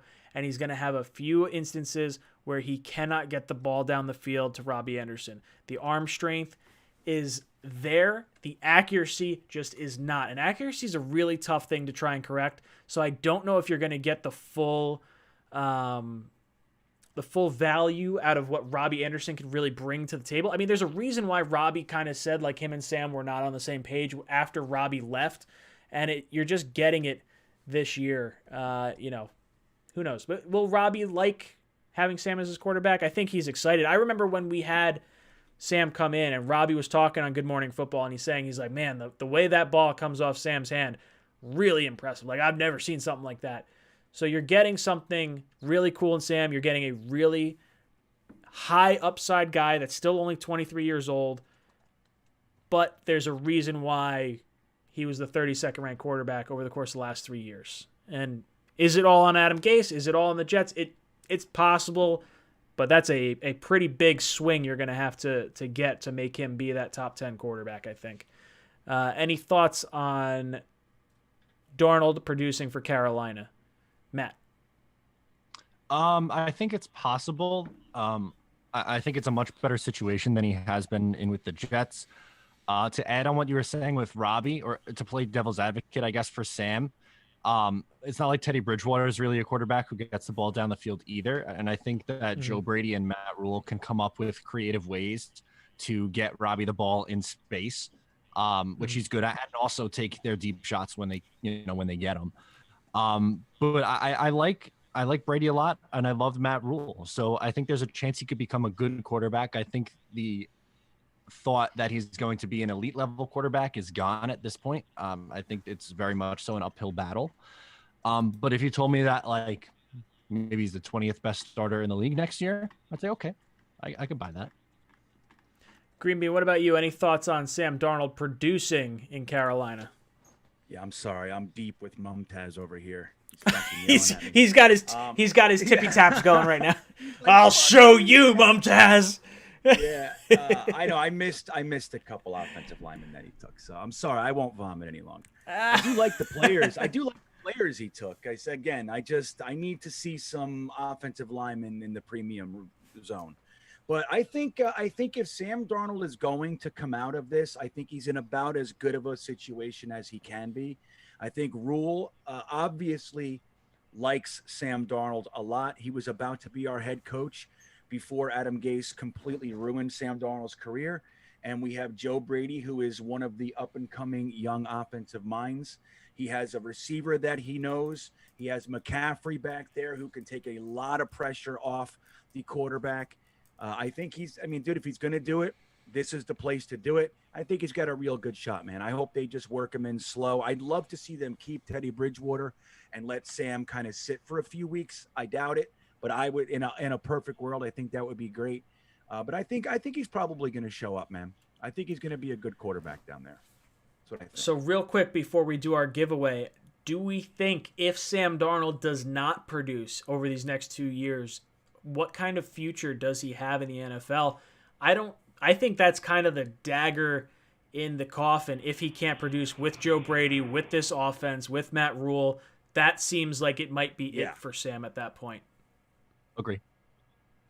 Yeah. Sheriff drops in with a super chat last second, says Sam is a bum, still getting paid for the Rose Bowl. Sam's not a bum. There's a reason he was drafted 3rd overall. That game was incredible. I understand. All right, Matt, are you on the Monday video? Yes, I am sitting here right now. All right, give me 3 names. Okay, first name is Ringer Rings. Ringer Rings. Okay. Just scroll up randomly and stopping it. Next name is Jeffrey R. There you go, Jeff. All right, yeah, he was complaining a little bit in there. He's got to be pretty excited now. All right, give me one more name. Okay, I scrolled too far. Sean M. Sean N. M, like monkey, or Matt, my name. Monkey. Bananas, right? Like, yeah, sorry. For Magilla Gorilla. Magilla Gorilla. All right, so we've got 1, 2, 3, 4, 5, 6, 7, 8, 9, 10, 11 names written down on this list. Now, chat, I ask you this. Give me 2 numbers between 1 and 10. 2 numbers between 1 and 10. And then that's what I'm going to try and figure out. So it'll be the first 2 numbers I see. Oh, 3 and 1. Oh, see, look at Gavin. Gavin's my guy. He's 6 and 9. Okay, sorry, that's the winner right there. 6 and 9. Green Bean told me to pick a number 1 through. Well, Green Bean, what did you tell me to pick? Was it 1 through 10 or 1 through 50? Right. What? Yeah, he goes. Ryan, pick a number 1 through 50. I said 69. He's just like, he goes, I guess that'll work. It's like, oh, sorry, sure. I'm 12. All right, so 6 and 9. 1, 2, 3, 4, 5, 6, 7, 8, 9. 1, 2, 3, 4, 5, 6. Oh man, this guy's about to be pretty excited. He's gonna be pretty pumped. Someone is gonna be winning a shirt Top secret shirt, top secret shirt. All you have to do is reach out to me on Instagram or Facebook or Twitter. Just get me your mailing information, and I'll send you the shirt. The winner for tonight's shirt is going to be David Gerard. David, welcome. I'm glad you are finally getting a shirt. This worked out quite nicely. All right, we have reached the end of our show, so let's go around. Let's talk a little bit about our closing statements here. Green Bean, I'll kick it to you first. Yeah, I'll just say, if you guys haven't checked out my most recent podcast, I get to interview Top Billin' Murph Baldwin from Top Billin' Sports. We go deep into the tight ends and even way deep into Chris Herndon and his potential and everything. It's a rock solid interview. I'm really grateful to have been able to do that with him. If you haven't checked it out, please do. Yeah, man, I'm happy to do this with you guys always. Love the chat, guys. Matt, any last words for the panel? Yes, you can head on over to Matt O'Leary NY on social media and right here on YouTube for more Sam Darnold trade fallout. Gonna have more stuff go out as the week goes on, and get ready for the NFL draft. Exciting times for the Jets. I love it, boys. We will be back here next Tuesday night, 8 o'clock to 10 o'clock. And don't forget, NFL draft is coming up. We're gonna be doing our live stream for the whole draft, so make sure you tune in to hang out with us. It's been a lot of fun. We're going to be doing a bunch more stuff coming up in the future. It's been a lot of fun tonight. Thank you for flying with us. My name is Ryan. I've been your pilot tonight. J-E-T-S.